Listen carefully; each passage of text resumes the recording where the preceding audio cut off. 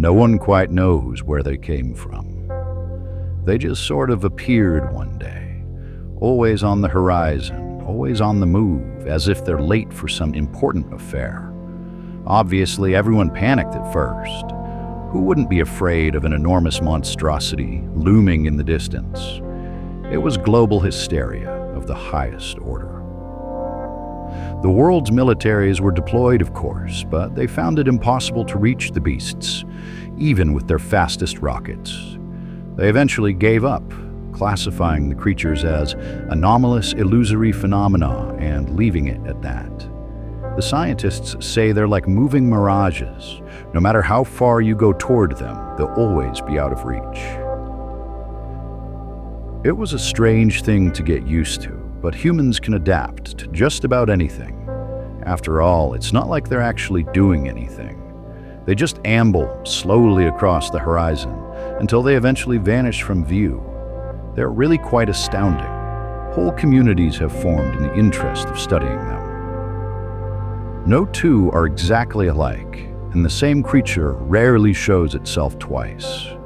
They never seem to acknowledge anyone that tries to get their attention, and never leave any tracks nor trace upon the ground they appear to walk.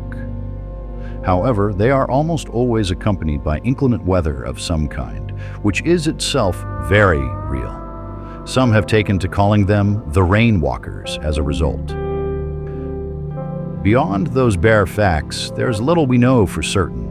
It's hard to rigorously study something from afar, even when that thing appears to be so large. I have no doubts that the scientific establishment knows more about them than they're letting on, but they're certainly not sharing those findings with common folk like us. There's no shortage of theories about their nature, that's for sure. Some think they're alien invaders scouting our world, others believe they're gods, still more insist they're visitors from another dimension. None of these assertions can be proven nor substantially acted upon, but that doesn't stop folks from trying all manner of silly things in accordance with their beliefs about the beings. I've met people that stop and pray, bowing toward them whenever they appear. I know others that curse and rebuke them, attempting to ward them off. I even met a rancher on the plains of eastern Montana that was known to empty his rifle in their direction whenever he saw one. I myself am content to simply watch and wonder. For though I don't know what they are, they always seem to bring me peace. And whenever I watch them stroll through our troubled world, unbothered and unafraid, I can't help but be glad they're here.